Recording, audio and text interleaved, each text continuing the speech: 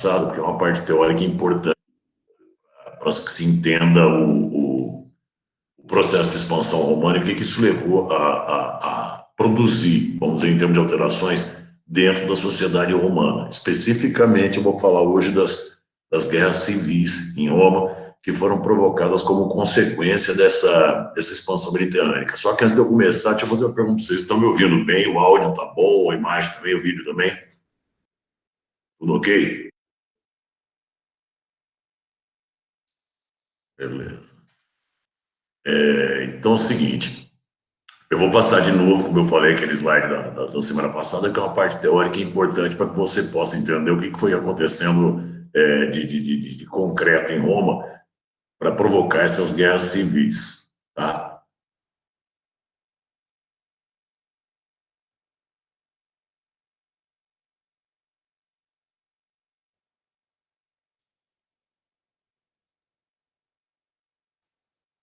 Então, ó, só revisando, tá? Eu já falei um monte disso aqui, mas vai bem rapidão. Primeiro que tudo em Roma, desde a implantação da República, quando ela era uma cidade-estado, estava baseada em conquistas, que envolvia, por um lado, os patrícios, que eram os grandes responsáveis por essas conquistas, na medida em que eles controlavam o Senado, que era o órgão maior da política romana, e sendo terra para eles um sinônimo de riqueza e poder, Roma começou a declarar outro logo depois do início da República. E os plebeus que compõem a maior parte do exército, obrigados a prestar o serviço militar, que era contado por guerras, eles tinham que arcar com as despesas por conta própria, de forma que essas guerras de conquista, elas foram trazendo para Roma terra, escravo e dinheiro, principalmente depois das guerras púnicas, que são um marco no expansionismo romano, tá? Vão para essa guerra púnica, vamos dizer, que consolidou o escravismo dentro de Roma, tamanho e volume de escravos que entrou. E o Estado, que teoricamente era o dono dessas terras conquistadas, chamadas de agentes públicos, que o governo deveria demarcar e dividir para distribuir para todo mundo, tanto quanto era dono do dinheiro que chegava dessas províncias conquistadas por Roma. Agora, acontece o quê? Que ilegalmente essas terras do agentes públicos iam... deixa eu só reforçar esse conceito de agentes públicos, que isso aí é fundamental. Terra pública, né, pela lei romana, a terra adquirida por conquista, ela deveria ser dividida em lotes e distribuída para todo mundo. Só que como os patrícios controlavam o Senado, que era o órgão máximo do Estado, eles ilegalmente botavam essas terras para ampliar o seu próprio patrimônio fundiário, na medida em que eles foram ficando donos de inúmeros latifúndios, espalhados pelo mar Mediterrâneo inteiro, eles foram precisando de muita mão de obra e vão usar essa mão de obra para os próprios escravos.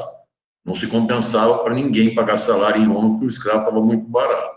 Só que, apesar do escravo estar muito barato, como os patrícios tinham muito latifúndio, eles precisariam de muito dinheiro. E coisa que eles também desviavam do aparelho de Estado. Também, ilegalmente, esse dinheiro das conquistas ia parar na mão dos patrícios, dinheiro esse que eles usavam para comprar escravo e trabalhar nos seus próprios latifúndios. Então, para os patrícios, a guerra era um excelente negócio. Já para os plebeus, que a maioria era de pequenos proprietários, 90% da plebe, eles vão acabar, esses pequenos proprietários, perdendo terras, tá? Ou por concorrência, ou por dívida, ou falência, ou por roubo. Eu não vou revisar cada um desses aspectos de novo, acho que já ficou bem claro na aula passada, tá? Mas todos os plebeus que eram pequenos proprietários acabam perdendo essas terras, que vão acabar indo parar nas mãos dos patrícios, agravando o problema da concentração fundiária em Roma, tá? Os patrícios, além de pegar a terra pública, pegavam a terra particular, também ilegalmente, na medida em que até roubavam terras. E aí acontecia o quê? Quando os plebeus perdiam tudo nessa expansão mediterrânea, não só a terra, mas também a família, eles acabavam ficando no exército. O mau exército podia garantir sustento para um indivíduo. Se ele tem família para sustentar, ele não tem essa opção. Mas se ele está sozinho no mundo, é o cara que fica 10 anos prestando serviço militar fora de Roma, quando ele, que é guerra de conquista, né? Quando ele volta para casa, que não sabe da esposa e dos filhos, e não tem mais terra, ele acaba pensando, pô, vou ficar no exército, que pelo menos seria um jeito dele se sustentar, saqueando, pilhando, ou fazendo prisioneiro de guerra que ele poderia vender depois no mercado de escravos. Só que vai se formando um exército permanente em Roma, Isso significa mais conquista, que é mais terra, mais escravo, mais dinheiro, que acaba indo parar legalmente ou ilegalmente nas mãos dos patrícios, tá? Dando para eles, patrícios, mais condição de enriquecer e tomar a terra dos pequenos proprietários, e quanto mais plebeus, pequenos proprietários perdiam terra, mais o exército se fortalecia, que significava mais conquista. Isso aí foi virando um círculo vicioso, tá? Estão lembrando disso?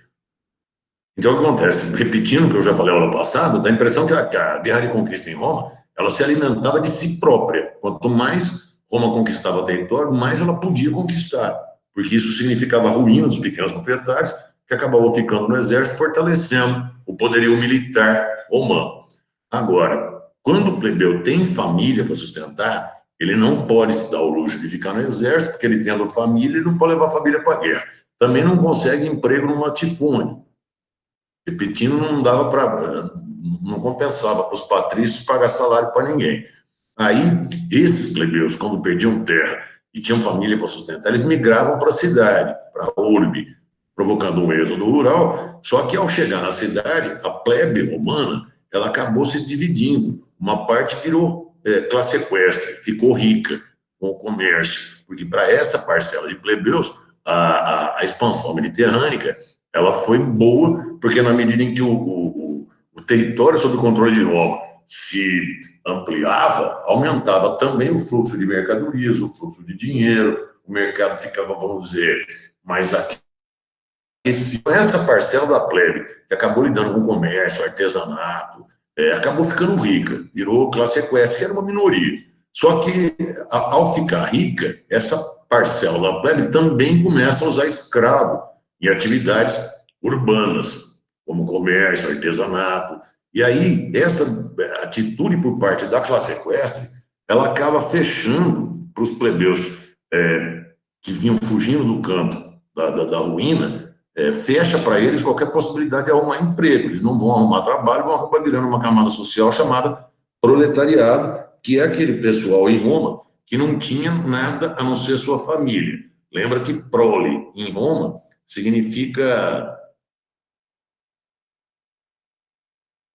o cara que não restou nada, só a sua própria família, tá? Então, isso aqui, tudo que eu falei foi uma revisãozinha, tá? Esperando que vocês tenham entendido isso aqui. O que acaba acontecendo a partir daí, tá? Que agora o assunto é meio que novidade. Vou aprofundar um pouco mais, apesar de eu ter comentado sobre isso no final da aula passada. Essa classe equestre, a partir do momento em que ela ficou rica, tá? Além de começar a usar escravo, que vai, repito, fechar para o resto da plebe qualquer possibilidade de arrumar trabalho, aí o proletariado vai se formar, essa camada social proletária, que é o vagabundo urbano de Roma. Esse pessoal, quando fica rico, ele começa a exercer pressão em cima do aparelho de Estado, querendo chegar ao poder, tá? Isso aí é meio que regra em história. Por mais que se diga que a história não se repete, ela é, sim, repetitiva em determinados aspectos, que mudam nomes, personagens, datas, lugares, mas o processo normalmente é o mesmo. Tá? Isso que eu vou falar é regra, vocês vão ver isso ao longo do ano inteiro. Tá? Aliás, o colegial inteiro vocês vão ver isso aí, em termos de história. É regra, tá? Sempre que uma elite nova se forma, ela vai querer pegar o poder, porque poder e riqueza estão juntos. Tá? Só que quem estava no poder, que no caso eram os patrícios, eles não vão querer abrir mão do poder. A classe equestre, na medida que ela vai se sentindo importante para a economia romana, ela vai querer, dentro da política, dentro do governo, um papel proporcional à sua própria importância econômica. Tá? Só que é o seguinte, o critério para você poder participar do Senado, que era o órgão principal em Roma, era você ter terra, tá? E isso só quem tinha eram os patrícios, você tinha que ter latifúndio. E aí a classe equestre ela era rica, mas ela era rica em dinheiro, ela tinha tem um tipo de riqueza que é monetária, certo? E para você poder fazer parte do Senado, que, repito, é o órgão máximo de Roma, você tinha que ter riqueza fundiária, ou seja, você tinha que ter terra em Roma, tá? E aí acontece o quê? A classe equestre, como eu estava dizendo, na medida que ela começou a se sentir importante para a economia romana, ela começou a querer, na política, um espaço proporcional a sua própria importância econômica. Só que chegava com um patrício, que tinha um monopólio do poder em Roma, que só eles podiam fazer parte do Senado, e eles recusavam o espaço, porque nenhum grupo que está no poder quer sair. Isso é regra também, tá? E aí, evidentemente, o pau vai comer. Você tem uma elite querendo entrar no poder, que é a classe equestre.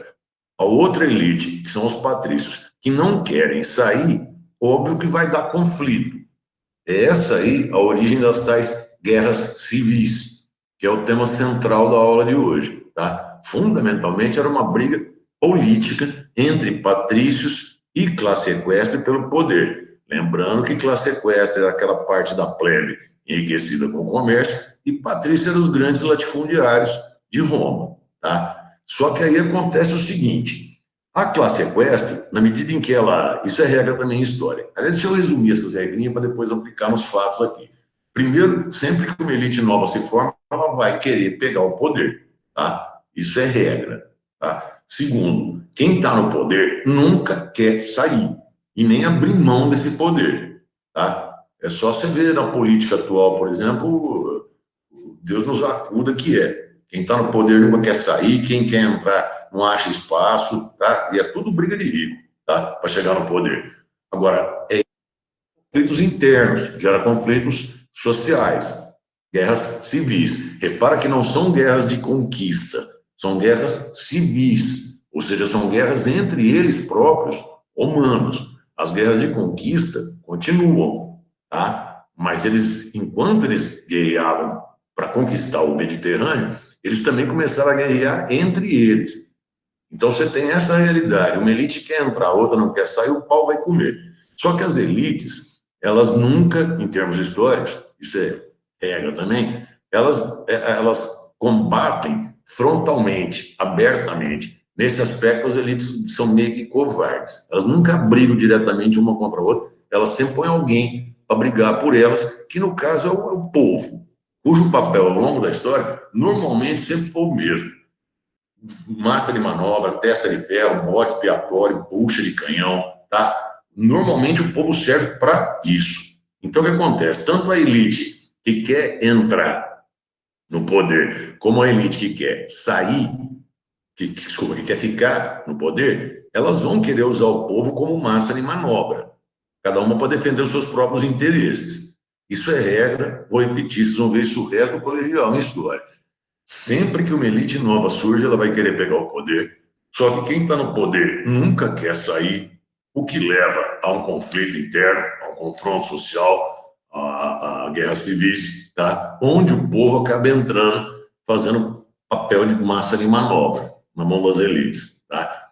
Então aqui você tem o quadro, o cenário clássico em Roma. Você tem uma elite nova formada, que é a classe equestre, enriqueceu com o comércio. Essa elite, na medida em que começa a se ver como uma elite, ela vai querer pegar o poder. Só que a elite que está no poder nunca quer sair, que é o caso dos patrícios, tá? Eles não abrem espaço. A classe equestre fala, pô, eu quero participar do poder. E o patrício fala, não pode, porque você não tem terra. Mas a classe equestre fala, pô, mas eu tenho dinheiro. O patrício fala, mas não tem terra. E o critério para você participar da política romana, do Senado, no caso, era ter terra, tá? E aí você tem o cenário clássico em Roma. Patrício não quer sair, nem abrir espaço para chegar ao poder, e a classe equestre quer entrar. Aí o povo vai acabar entrando com massa de manobra na mão, ou da classe equestre na mão dos patrícios, tá? A classe equestre vai querer usar o povo para tentar chegar ao poder, ou seja, tentar pegar o controle do aparelho de Estado, e os patrícios vão tentar também manobrar, manipular o povo para permanecer no controle do Estado, tá? Até aí é uma coisa que vai se repetir várias vezes na história, vocês vão ver isso ao longo do ano um monte. Tá? Então, primeiro, identificando quem que é o povo romano. O povo romano é o proletariado, tá? Esse é o povo romano, não é escravo. Escravo em Roma era peça, já comentei isso a semana passada, tanto que se referiam aos escravos usando a expressão instrumenta vocalia, que em latim, que era a língua que os romanos falavam, significa ferramenta que fala, instrumenta vocalia. Então, escravo, você esquece, faz de conta que não é nem gente no mundo romano. Povo mesmo é o proletariado. Aí se perguntar qual vai ser o papel do proletariado nessas guerras civis. Massa de manobra, tá? Ou na mão da classe equestre, querendo chegar ao poder, ou na mão dos patrícios, querendo se preservar no poder. Mas isso aí você pode meter o bicudo em qualquer questão que aparecer em simulado, vestibular, papel do povo. É massa de manobra. Foram raras as vezes ao longo da história em que o povo agiu por conta própria. Ele normalmente está sempre manipulado por alguém, tá? Então você vai ter uma briga entre a classe equestre e os patrícios, que é uma briga pelo poder, e essa briga vai envolver o povo, que é o proletariado, como massa de manobra. E aí tudo bem, é um cenário clássico na história. Só que acontece o seguinte, tanto que você vai pegar a apostila e vai falar que essas guerras civis em Roma foram um conflito entre o Partido Popular e o Partido Aristocrático. Os aristocráticos são os patrícios, que o grupo já estava no poder. E o grupo Partido Popular é a classe equestre, porque ela, mesmo sendo uma elite, ela veio dos plebeus. Tá? É aquela parte da plebe que enriqueceu. E vão usar o povo como massa de manobra. Nisso, a classe equestre está em maioria, então ela está em vantagem perante os patrícios, que eram minoria em Roma. Aí os patrícios, para se preservar no poder, vão querer usar o exército, porque o exército legalmente estava subordinado ao Senado, é óbvio, ele é controlado pelo governo, pelo Estado, que é controlado pelos patrícios. Tá? Então os patrícios, na hora que eles veem que a pressão da classe equestre, o Partido Popular, está muito intensa, eles são minoria no poder, eles, para se preservar no controle do aparelho de Estado, eles vão querer usar o exército. Ou seja, os patrícios vão querer usar os militares como um instrumento de luta política e não de luta de conquistas, tá? Para se preservar no poder. Só que ter colocado o exército na briga foi um erro, porque num primeiro momento o exército romano ele acaba se dividindo. Pela lei romana, nessa briga entre patrícios e classe equestre pelo poder, pela lei, os militares deveriam apoiar os patrícios, porque eles, sendo do exército, que está subordinado ao governo, que é controlado pelo Senado, que é controlado pelos patrícios, pela lei, eles, militares, tinham que defender os patrícios nessas guerras civis. Só que acontece que a maior parte do exército é plebeu. Então, o que acontece? Na hora que os patrícios começaram a sofrer uma pressão muito intensa da classe equestre e tentaram, melhor, colocar o exército na briga para se defender no comando do governo, o que eles produziram, na realidade, foi um racha no exército, porque uma parte dos militares, seguindo a lei, vai apoiar os patrícios nessas guerras civis. Só que, como a maioria do exército era plebeia, volto a dizer, alguns militares vão acabar defendendo a classe equestre, que era plebeia que nem eles. Então o exército romano se rachou. Pausa aí. Tudo isso que eu estou falando em termo teórico, eu vou analisar depois falando dos fatos, mas tem que ser encaixado nessa teoria. Aí, a partir do momento que o exército se divide, isso, por um lado, vai fazer com que as guerras civis em Roma sejam mais sangrentas, porque eles, romanos, tinham o melhor exército do mundo. E as legiões romanas, elas vão combater entre si. Isso enquanto conquistava o mundo, tá legal? Enquanto o exército romano realizava a guerra de conquista, ele também participava dessas guerras civis, seja apoiando os patrícios, seja apoiando a classe equestre, que era plebeia que nem eles, tá? E essas guerras civis duraram cerca de 100 anos em Roma. Daqui a pouco eu vou falar dos fatos. Só que na medida em que o exército foi sendo usado como um instrumento de força política, eles, militares, os generais, começaram a pensar o seguinte: no final das contas, que eles é que definiriam quem é que ia mandar em Roma. E aí você raciocina comigo. Vai chegar uma hora, nessas guerras civis em Roma, em que algum general vai pensar da seguinte forma, e você concorda e pensa um pouco que o raciocínio seria óbvio. Depois de décadas de guerra civil, vai chegar uma hora que os militares vão pegar lá e pensar o seguinte, fala, pô, peraí, Patrício não conseguiria se manter no poder sem apoio militar. Aí você presta atenção no que eu vou falar, eles estavam certos. Porque, veja bem, Patrício é minoria perante a classe equestre que está manipulando o proletariado. Então, realmente, se não fosse o apoio militar, Patrício nenhum ficaria no governo. E uma hora ou outra, algum general vai pensar isso aí. Vai falar, pô, peraí, Patrício não vai conseguir se manter no poder sem apoio militar. Só que, ao mesmo tempo, a classe equestre também não conseguiria chegar ao poder sem apoio militar. Ah, por que se eles eram maioria? Se você está pensando isso, pensa no seguinte, que o exército romano ele era o melhor do mundo. Então, se o exército inteiro tivesse apoiando os patrícios, ninguém tirava esses caras do poder. Acontece que o exército estava dividido. Então vai ter general que uma hora ou outra vai pensar o seguinte: meu, peraí, Patrício não vai conseguir se manter no poder sem apoio militar. A classe equestre não consegue chegar ao poder sem apoio militar. Aí eles vão pensar, pô, nós, do exército, é que temos que decidir quem manda. E aí o resto já pode concluir. A hora que os militares começarem a pensar nisso aí, que eles, militares, é que devem decidir quem tem que governar Roma, eles vão pensar em quem? Vai, 5 segundos. 5, 4, 3, 2, 1. Eles próprios, concorda? Que vai chegar uma hora que os militares vão pensar: porra, Patrício não consegue ficar no poder sem apoio do exército. Classe equestre não consegue pegar o poder sem apoio do exército. De forma que nós, militares, é que temos que definir quem é que manda nessa porra dessa cidade.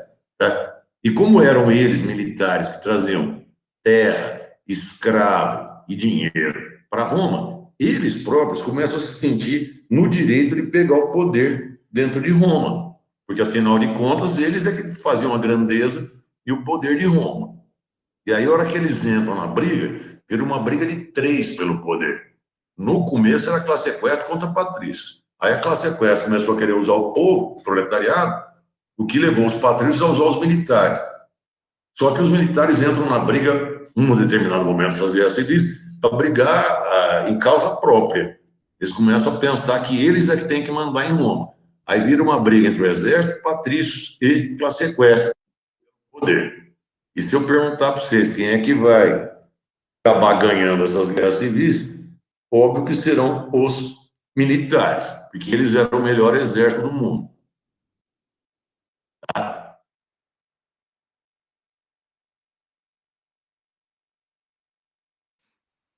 Indo aí, resumidamente, o que eu falei. Quem estava ausente. O tema central da aula de hoje são essas guerras civis. Só que elas começaram fundamentalmente como uma disputa pelo poder. De um lado, a classe equestre, que é a parte da plebe que enriqueceu e que queria pegar o poder.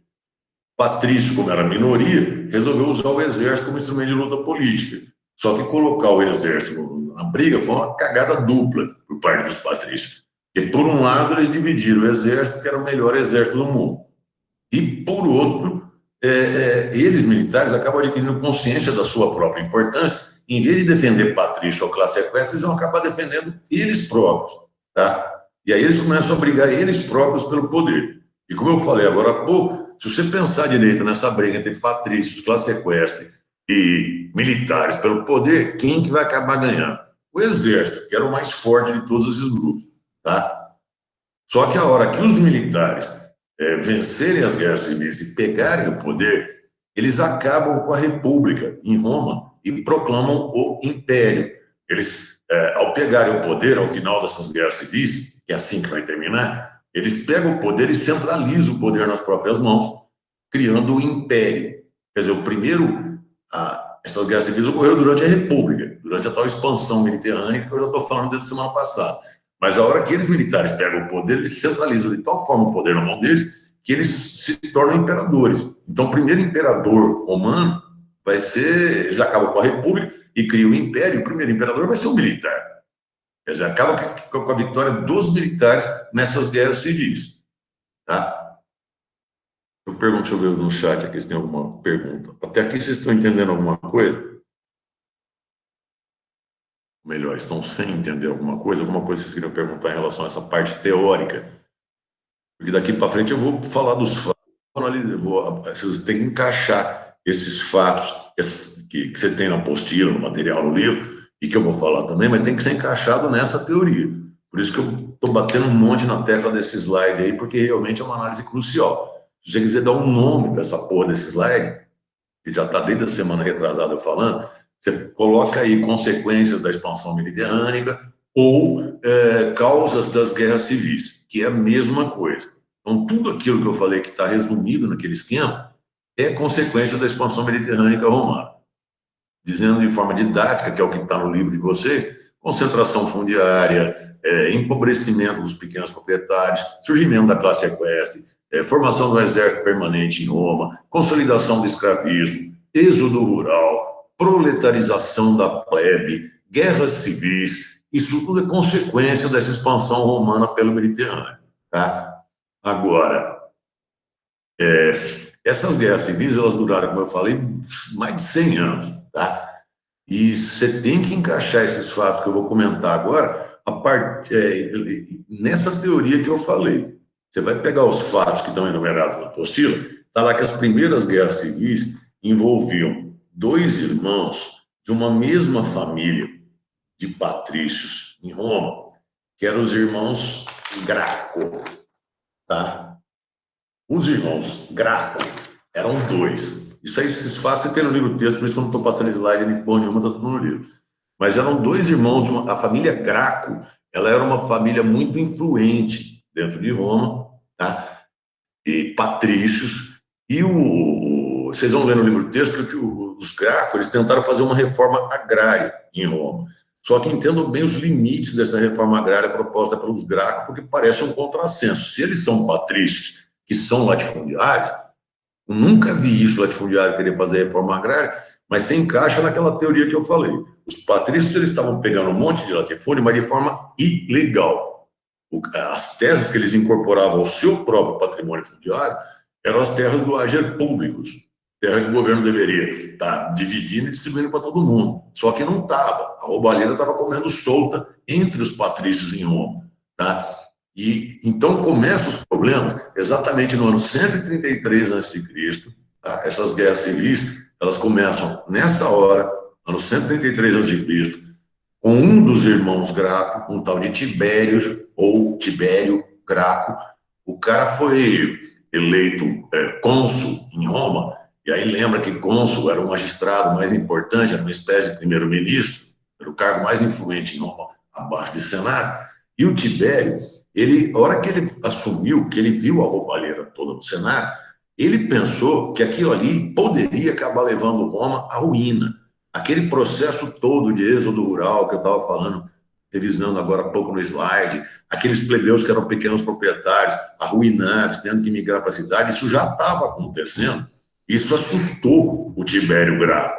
Por quê? Porque a parcela da plebe, que era de pequenos proprietários arruinados, migrando para a cidade de Roma, formava aquela massa de gente desocupada, vagabundeando pelas ruas de Roma. Isso aumentava o clima de insegurança na cidade, aumentava a criminalidade, a violência. Porque, pô, um proletário é um deserdado, um pequeno proprietário falido que perdeu tudo, aí ele vai com a família para a cidade e fica vagabundeando pelas ruas de Roma. Pô, isso é um problema sério até hoje, esse tipo de processo. Concorda? Que dá aumento de criminalidade, escambau, que os caras vão fazer saques, pilhagens. Então, o Tibério, ele sabia que isso estava acontecendo, a formação desse proletariado, esse bando de plebeu arruinado, vagabundeando pelas ruas de Roma, estava acontecendo porque eles estavam perdendo terras. Só que a lei romana definia que eles tinham que estar recebendo terra e não perdendo. Então, o que o Tibério pensou? Na segurança de Roma, o Tibério fez um discurso no Senado propondo a tal da reforma agrária, mas entendam bem o tipo de reforma agrária que ele queria fazer. Ele falou, meu, esses caras aí, vagabundo, ele virou, falou para o Senado, o discurso do Tibério, o documentário e tal, o cara fala, esses plebeus vagabundeando pelas ruas de Roma, não era para eles estar nessa situação, era para cada um deles estar cultivando a sua própria terra. Só não estão fazendo isso, por quê? Porque além de eles não estarem recebendo ager públicos, falou o Tibério, e o cara falou isso no Senado, meu, que eu sei que está ilegalmente na mão de muitos de vocês, senadores, além de eles não estarem recebendo essas terras do ager público, ainda estão perdendo um pouco de terra que tinha. Agora, isso era perigoso para Roma. Aí o Tibério falou, eu vou pegar esse ager público e vou começar a distribuir. Agora, entendo que o Tibério, ele não estava ferindo a lei de Roma. Muito pelo contrário, estava querendo cumprir a lei. Tá? Que na hora os patrícios ficaram putos. Isso aí, imagina, só tem latifundiário dentro do Senado. Aí chega o Tibério e fala em reforma agrária. Os caras falam, você é louco, meu maluco, que é isso? MST em Roma, vai se fuder e tal. E o Tibério fala, gente, eu não vou pegar terra de ninguém que tenha comprado essas terras. Não vou pegar terra que tenha sido adquirida legalmente. O que eu quero pegar é terra do ager públicos, terra que está ilegalmente na mão de muitos de vocês, senadores. Quer dizer, o que o Tibério queria era só cumprir a lei, que já existia. Essa terra do ager público tinha que ser distribuída, e não estava. E outra coisa, o Tibério, ele não estava fazendo isso porque ele era bonzinho. Ele está fazendo isso pensando na segurança de Roma. Eu repito que essa massa de proletário vagabundeando pelas ruas de Roma aumentava a criminalidade na cidade, a violência, a insegurança. Fora que a base do exército principal eram os pequenos proprietários. Esse plebeu proletário, ele não tem que prestar o serviço militar, porque como ele não tem nada na vida, ele não tem condição de se armar por conta própria. E o Tibério falou isso no Senado também. É um tiro no pé de Roma. Se a base do exército romano é o recrutamento entre os pequenos proprietários e vocês, além de não distribuírem o agir público, ainda estão tomando a pequena propriedade dos caras, vocês vão acabar arruinando o exército. Pausa. É óbvio que o Tibério ele não tem visão de futuro, ele não está sabendo que tem um monte de plebeu ficando permanentemente no exército. Como eu falei agora há pouco, ele está vendo o que está acontecendo dentro da cidade de Roma, que ele está lá. Tá? E aí, o que começou a acontecer em Roma? A hora que o Tibério começou a falar em dar terra para os pobres, óbvio que o proletariado romano inteiro começou a apoiar o cara. Tá? Porque o plebeu que estava na condição de proletário, pô, pensa um pouco, não é legal você ficar vagabundeando com a família pelas ruas de Roma, mendigando, tendo que roubar para viver, sabe? Então, era que o Tibério falou que ia dar terra, mas o povo romano inteiro começou a apoiar o cara. E aí, por menos que os patrícios gostassem dessa ideia de reforma agrária, eles não ousaram desafiar o Tibério Graco publicamente, porque o povo romano estava apoiando os caras. E o povo romano é violento pra caraca, meu. Eu não sei se eu falei com vocês aula passada, se eu comentei esse aspecto, o povo romano é violentão. Cheguei a comentar isso aí? Alguém lembra? Porque assim, você já deve saber, pelo que você vê sobre o documentário romano, que os caras, a diversão dos caras é ver sangue, né? Luta de gladiador, seres humanos jogados às feras. O romano era violentão mesmo. Só que tem exemplos práticos disso aí. Por exemplo, tinha o tal do tribuno, que lá naquela expansão itálica romana, não comentei, né? Então, lá naquela expansão itálica romana, os plebeus, numa daquelas manifestações que eles conseguiram para criar alguns cargos, um deles foi o cargo de tribuno, tribuno da plebe, que era uma espécie de ministro para defender o interesse de plebeu, tá? E só que acontece o seguinte, esse tribuno, ele tinha poder de veto sobre as decisões do Senado. Pausa para quem não está entendendo porra nenhuma do que eu estou falando, depois eu vou voltar a falar da questão do Tibério Graco, só estou caracterizando o povo romano como violento. Então esse tribuno, que era uma espécie de ministro da plebe, ele tinha poder para anular qualquer decisão do Senado que fosse prejudicial aos plebeus. Se o cara, por acaso, não fizesse isso, os plebeus matavam o cara. Tá? O tribuno em Roma ele era considerado intocável, politicamente falando. Ninguém podia mexer no cara, a não ser a própria plebe. Então, se o Senado, vamos dizer, fez uma lei que é ruim para a plebe, essa lei, para entrar em vigor, ainda que todos os senadores tivessem aprovado, ela teria que passar pela mão do tribuno. E o tribuno, ele tinha poder para não aprovar aquela lei, ele tinha poder para vetar a lei. Tá? Então, se o Senado fez uma lei que é ruim para a plebe, qual que é a obrigação do tribuno? Vetar, anular, não aprovar essa lei. Se o cara não fizesse isso, a plebe podia pegar o cara e tirar do cargo. Só que a plebe romana, quando tirava o cara do cargo, tirava da vida também. Eles matavam o tribuno. Tá? No começo, eles jogavam o tribuno num abismo nos arredores de Roma lá. Inclusive era feriado em Roma, dia de jogar o tribuno. Ah, o Senado fez uma lei, é ruim para a plebe? O que os plebeus pensavam? Ah, vagabundo, o que esse corno fez que não vetou essa lei? Aí pegava o tribuno e jogava no abismo. Isso no começo. Só que durou um certo tempo só, esse negócio de jogar o tribuno, porque aí os plebeus em Roma começaram a pensar que isso não era muito democrático, porque isso só meia dúzia participava, sabe, jogando o tribuno pelo abismo. Então chega uma hora que o resto assistia, era feriado até, mas chega uma hora que a plebe começou a linchar o tribuno.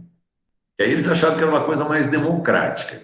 E aí todo mundo participava, eles pegavam aqueles ganchos de frigorífico, sabe, pendura boi em açougue, frigorífico, fincava o gancho aqui no maxilar do cara e saía arrastando por correntes pelas ruas de Roma. E aí todo mundo metia o pontapé, dava soco, paulada, pedrada, o que fosse. A hora que sobrar só o maxilar do tribuno, aí ele jogava a ossada fora e pau no meio outro tribuno. Enfim, o romano era violento, tá? Diversão dos caras, você vê em qualquer documentário, é ver sangue. Então, o que acontece? Voltando para o Tibério Graco, a hora que o cara propôs fazer uma reforma agrária, por mais que os patrícios fossem contra essa ideia, porque eles iam perder a mamata, a roubalheira de agente público no Senado ia acabar, o que acabou acontecendo? O povo romano apoiou o Tibério. E aí os patrícios ficaram com medo, sabe, de desafiar o Tibério, pelo menos em público. E aí o que o Tibério começou a fazer?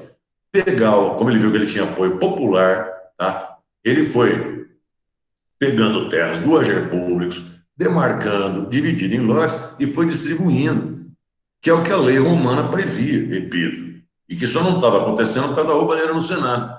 Só que aí aconteceu o quê? Os patrícios, que não estavam gostando dessa medida, eles agiam por baixo do pano. Era o Tibério pegar um lote de agentes públicos e distribuir, fazer um monte de assentamento para proletário.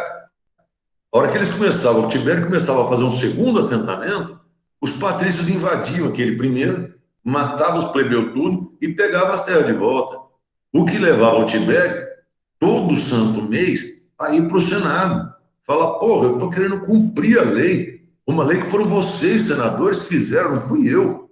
Eu só estou querendo cumprir, pô. E os senadores, né? Não, imagina, a gente apoia você, onde já se viu, a gente está dando uma força. Enganando, conversa de política. Tá? Aí o Tibério retomava o processo. Pegava mais um lote de agente público, demarcava, dividia em lotes, assentava mais um monte de família. A hora que ele ia fazer um segundo assentamento, os plebeus invadiam, os patrícios invadiam o primeiro, pegava as terras de volta. Ou seja, o Tibério foi ficando puto, e como ele era rico, ele resolveu montar um exército particular para ele. Oh, vai ser na porrada, meu. Os caras estão apelando para violência. Só que a hora que o Tibério começou a montar um exército particular, o que o Senado romano fez? Declarou o Tibério traidor. Ele está tentando fazer um exército mercenário em Roma. E aí jogou o exército em cima do cara. É a primeira guerra civil, tá? De um lado, o Senado com o exército na mão, do outro, o Tibério Graco com seus partidários. É a primeira guerra civil, tá? Agora você encaixa isso naquela teoria que eu falei agora há pouco. Os patrícios, eles começam a usar o exército como instrumento de arma política. Nesse caso, o exército foi usado para interromper o programa de reforma agrária que o Tibério estava fazendo. Ou seja, o exército foi usado para descumprir a lei que os próprios patrícios tinham feito, tá? Através do Senado. Óbvio, se perguntar para vocês quem que você acha que se lascou, o coitado do Tibério, que o exército romano era o melhor exército do mundo. Acabou que o Tibério morreu no meio dessa guerra civil, tá? E, de novo, repito, encaixa naquela teoria. O que o Tibério queria fazer era cumprir a lei. Só que os patrícios se sentindo prejudicados, falaram, pô, vamos usar o exército. Aí acusaram o cara de traição e foram para cima. Morreu, Tibério Graco. Só que aí aconteceu o quê? 10 anos depois, o irmão dele, Caio Graco, ou Caius Graco, que é o mesmo cara, foi eleito também. Só que aí, a hora que foi eleito cônsul, só que aí o nome Graco, ele já estava meio que maldito no Senado. Os patrícios pensavam, puta, outro Graco, cara, o cara vai querer fazer reforma agrária de novo e tal. E o Caio Graco, ele sabia disso aí, que o nome dele já estava, vamos dizer que os patrícios já estavam com o pé atrás em relação a ele. O que ele pensou? Ele tem o mesmo raciocínio do irmão, tá? Ele vai querer fazer uma reforma agrária. Só que ele, como ele viu o fim que o irmão dele teve, ele sabia que ele ia pegar uma briga feia com o Senado. E aí que ele pensou, vou precisar de apoio popular. Mas na hora que ele assumiu como cônsul, os patrícios já desconfiados, pensando, pô, o cara fazer reforma agrária. E o Caio Graco falou, não, que é isso, não tem nada com isso é coisa do meu irmão, penso diferente, tal, cada cabeça é uma cabeça. Tentando, sabe, desarmar os caras. Mas ele queria a mesma coisa. Só que aí ele pensou que para conseguir retomar o que o irmão dele havia começado 10 anos antes, ele precisaria de apoio popular. Aí o que ele fez? Ele propôs para o Senado fazer uma lei que ele, como cônsul, não podia fazer lei, mas que o Senado podia. Então, o que ele propôs? Que se fizesse uma lei em Roma, obrigando o governo a dar, vender, né, alimento a preço de custo em Roma, que seria a lei frumentária, tá? Tá conseguindo ler aí? Senão eu escrevo no chat. Lei frumentária. Era uma lei proposta pelo Tibério, mas que obrigava o governo a vender alimento a preço de custo. população, ou seja, sem lucro. Qual foi o argumento do Caio Graco? Falou, esses proletários, esses plebeus vagabundeando pelas ruas de Roma, eles estão tendo que mendigar e roubar para viver. Agora, não é justo. Era para eles estarem produzindo o próprio alimento nas suas pequenas propriedades. Aí eu pergunto para vocês, por que os proletários não estavam fazendo isso? Produzindo o próprio alimento nas suas próprias pequenas propriedades. Porque além de os patrícios não darem terra do agir público, repetindo, eles ainda tomavam a pequena propriedade dos plebeus. E foi isso que o Caio Graco falou. É sacanagem. Esses caras não eram para estar vagabundeando pelas ruas de Roma. Era para estar cultivando o próprio alimento. Agora estão perambulando pelas ruas da cidade e, se quiser comer, tem que comprar. Agora, comprar de quem? Dos patrícios, que eram os grandes proprietários de terra. Que é os mesmos caras que tomaram terra deles. E que o Caio Graco falou, é injusto, pô. Esses caras pagando para ter comida ainda estão enriquecendo o mesmo pessoal que tomou as terras dele. Aí o Caio Graco propôs essa lei frumentária. Falou, que o governo, que os pobres pudessem comprar alimento em Roma sem lucro, ou seja, pelo preço de custo, ou seja, só o que custou. Alguma dúvida aí, gente? Estou vendo a movimentação. Não, o Caio não virou senador, tá? Ele foi eleito cônsul, que era uma espécie de primeiro-ministro. Ele não podia fazer lei. Ele sugeriu essa lei para o Senado. Falou, faz uma lei obrigando o governo a vender comida a preço de custo. Que é injusto, cara. Na hora que ele compra comida, o proletário, ele está dando lucro para alguém. Agora está dando lucro para os mesmos caras que tomaram a terra deles. Então, que pelo menos eles possam comprar alimentos sem lucro. E aí os senadores, como isso aí não mexia no poder, não tirava eles do governo de Roma, eles acabaram fazendo essa lei.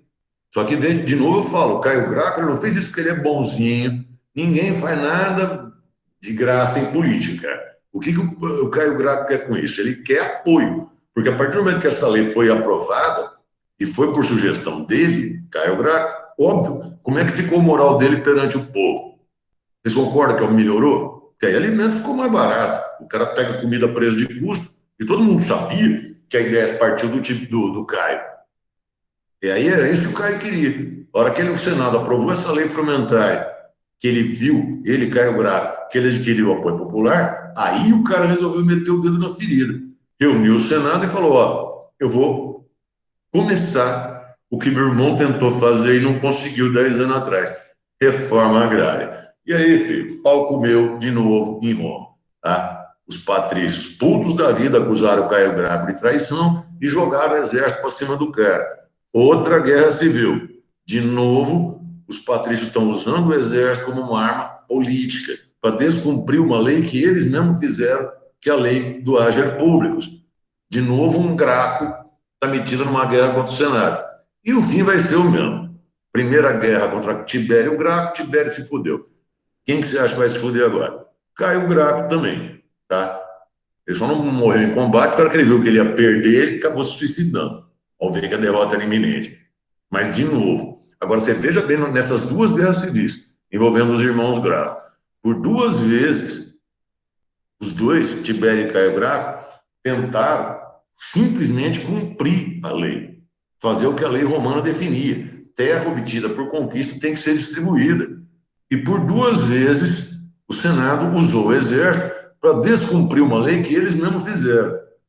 Eles estão conseguindo encaixar isso naquela teoria que eu falei? Que os patrícios, quando eles se veem ameaçados em seus privilégios, eles começam a usar o exército como instrumento de luta política. Não é só uma guerra de conquista, uma luta de conquista. Perceberam?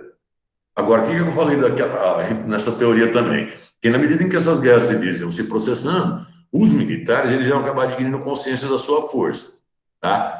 Então, você leva em conta só essas duas guerras civis que eu falei, envolvendo Tibério e Caio Graco.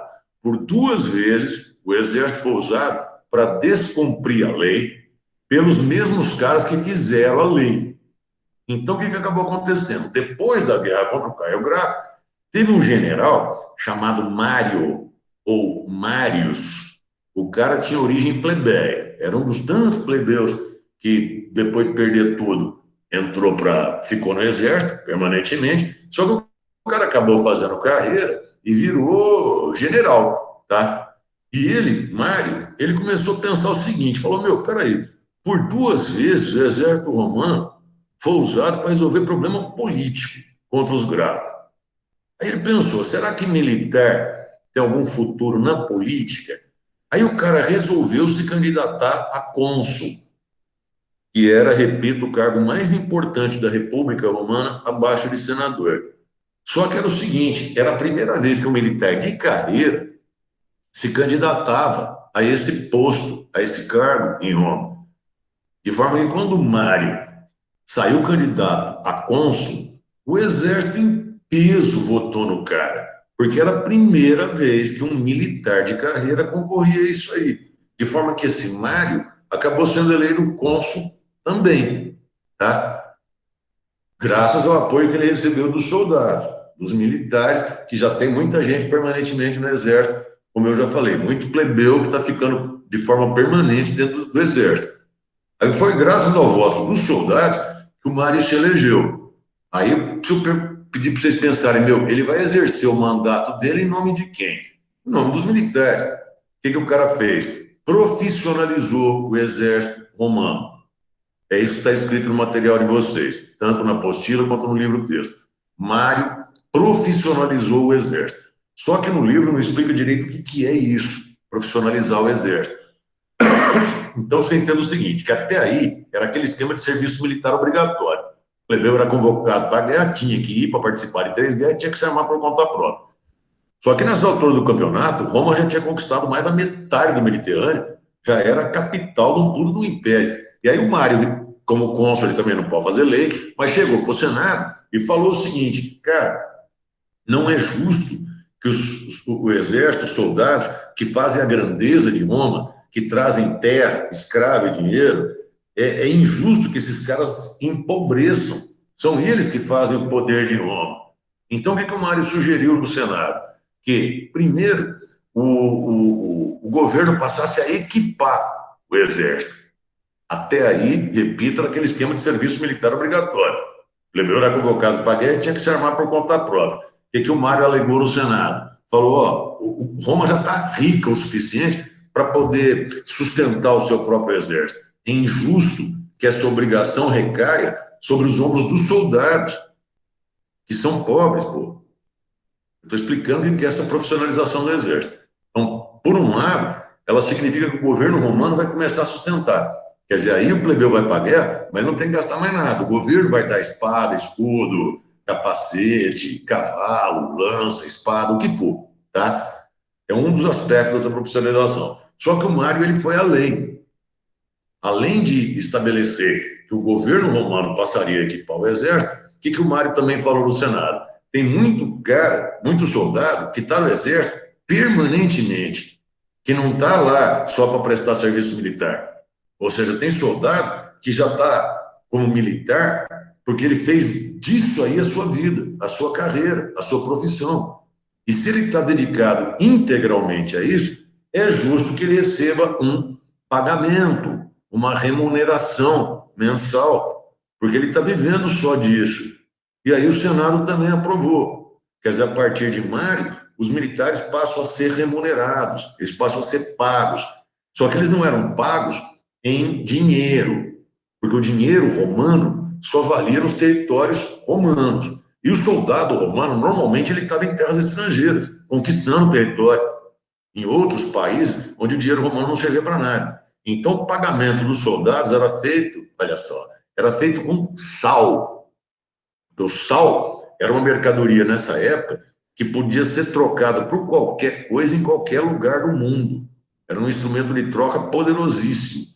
Então, os soldados romanos eles eram remunerados em sal. Esse pagamento dado aos soldados em sal, os romanos chamavam de salarium. Salário. Daí vem a palavra salário para identificar a forma de pagamento que qualquer trabalhador tem até hoje. Vem do pagamento dos soldados romanos, que era feito em sal, salário. Ou seja, quando eu falei que Mário profissionalizou o exército, eu estou querendo dizer que ele fez o quê?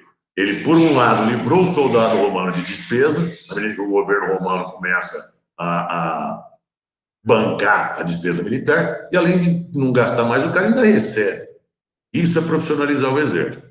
Agora, vê bem, essa decisão tomada pelo Senado, mas por sugestão do Mário, deu para ele uma moral fodida de soldados. Porque aí os soldados romanos pensavam o quê? Meu, é Mário na terra e os deuses no céu. Depois de Mário, além de não ter que gastar mais, o cara ainda ganha. Aí o Mário ganhou tanta moral que a hora que ele terminou o mandato dele de cônsul, que era de 2 anos, ele se candidatou à reeleição. E isso era proibido em Roma. O cara, pela lei romana, uma vez eleito cônsul, nunca mais ele podia exercer o mesmo cargo de novo. Muito menos em seguida. Quer dizer, o cara que fosse cônsul uma vez em Roma, ele não podia ser cônsul pelo resto da vida. O Mário quis tentar 2 vezes seguidas. Ele viu que ele ganhou moral com essa profissionalização do exército. A hora que chegou no segundo ano de mandato, que era o último, falou, pô, vou me candidatar à reeleição. Os patrícios ficaram putos da vida, os caras davam pulo dessa altura. Não pode, isso é ilegal, a lei não permite reeleição. E o Mário virou para o Senado e falou, aqui, ó, pra você se lasque, tá? Viu que ele tinha moral. Aí, ilegalmente, o cara se candidatou, ilegalmente ele foi eleito e ilegalmente ele tomou posse para um segundo mandato, certo? Coisa que era proibida. Só que ele terminou esse segundo mandato, foi para um terceiro, foi para um quarto, um quinto. Ao todo foram 5 vezes que o Mário foi eleito cônsul, o que caracteriza uma ditadura, correto?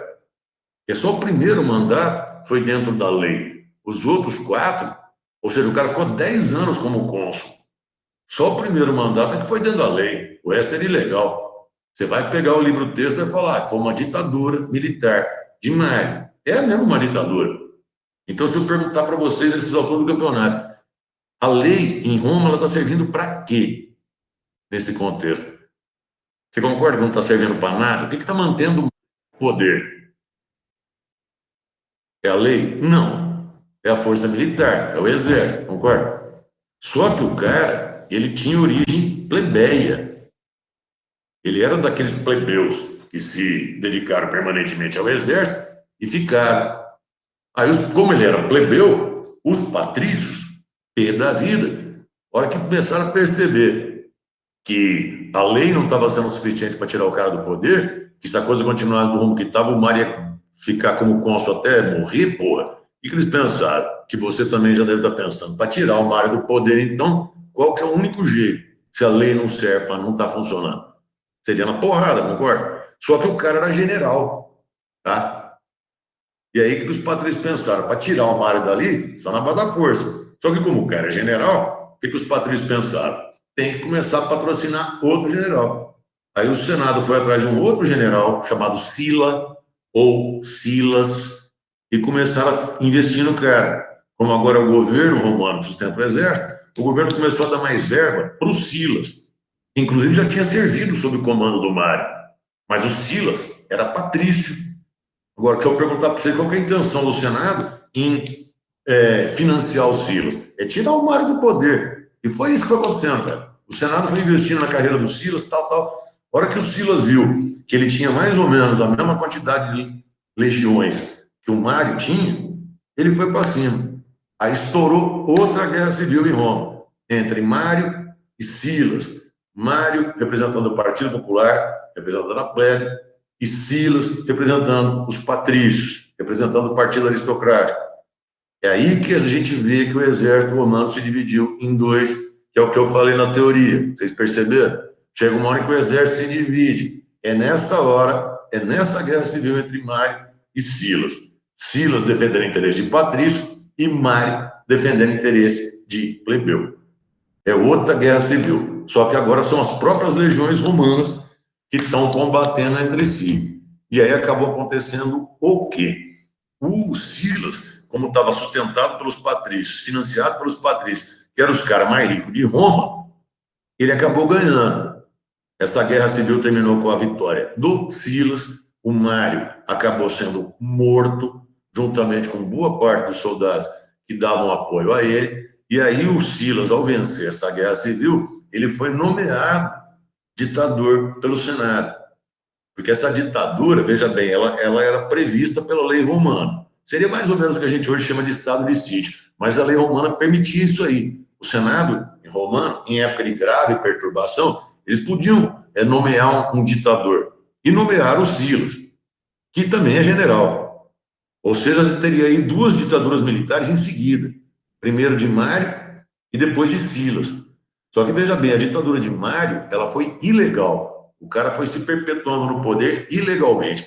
A ditadura de Silas, não, ela foi legal. Ela foi dentro da lei, o cara foi nomeado ditador pelo Senado. Eu repito que a lei romana permitia isso aí. O Senado poderia nomear um ditador para governar Roma por um período de 6 meses, podendo ser prorrogado. Então, são duas ditaduras militares em seguida. Isso já é uma evidência de que os militares estão se fortalecendo politicamente. Correto? Depois de duas ditaduras militares em seguida, primeiro Mário, depois Sila, você concorda comigo se eu falar que o Senado já não está servindo para porra nenhuma em Roma e a lei também já não está servindo porra nenhuma? Quem está mandando são os militares. Estão entendendo? Então, ó, eu vou interromper a exposição por aqui para ver se alguém quer perguntar alguma coisa em relação a isso que eu falei hoje. Semana que vem eu retomo a partir da ditadura do Silas. É outra ditadura militar, tá? Alguém tem alguma pergunta, pessoal?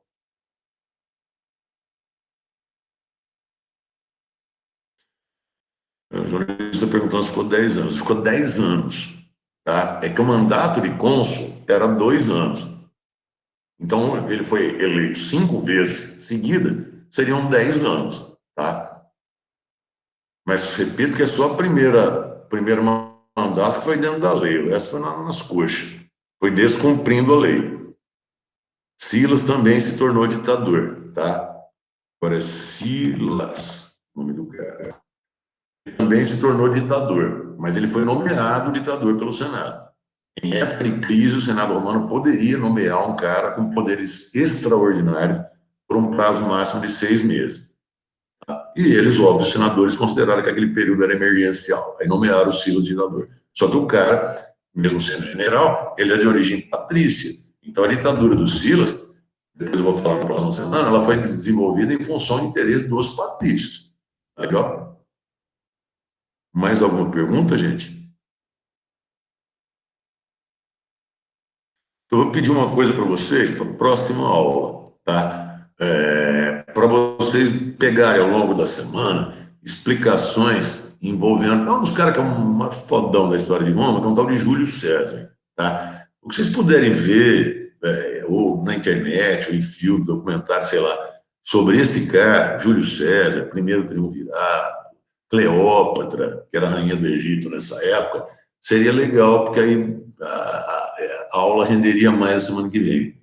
Porque logo depois da ditadura desse Silas, que eu ainda vou falar, vai ter um acordo entre os militares e 3 generais, que vai ser chamado de triunvirato, e no meio desse triunvirato, um dos generais era Júlio César. Só que o cara acabou conseguindo afastar os outros dois e ficando sozinho no poder, montando uma outra ditadura militar, porque ele, Júlio César, também era militar.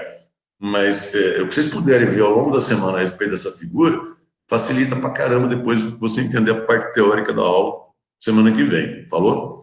Então, o que vocês puderem ver aí de triunvirato, Júlio César, Escambau, vocês vejam. Eu vou comentar, óbvio, tudo que eu puder. Passar o máximo de informação que eu sei para vocês. Mas, de qualquer jeito, já é bom você ter alguma coisa na cabeça. Tá legal? Falou, minha gente? Alguém quer perguntar mais alguma coisa? Vamos encerrar a aula. Tá legal? Ó, qualquer queixa, crítica, se você achar que tá legal a aula, tá faltando alguma coisa, tá monótono, né? Não posso falar, eu não mordo, não. Ainda mais a distância, né? Tem que ser presencial, não tem jeito. Pode falar abertamente, manda pelo grupo do WhatsApp. Depois eu disponibilizo a aula também, tá? E essa maldita slide de novo, que eu já passei a semana passada, eu passo de novo pelo grupo no WhatsApp. Falou, minha gente? Encerrando a gravação e a aula. Vida longa e próspera para vocês.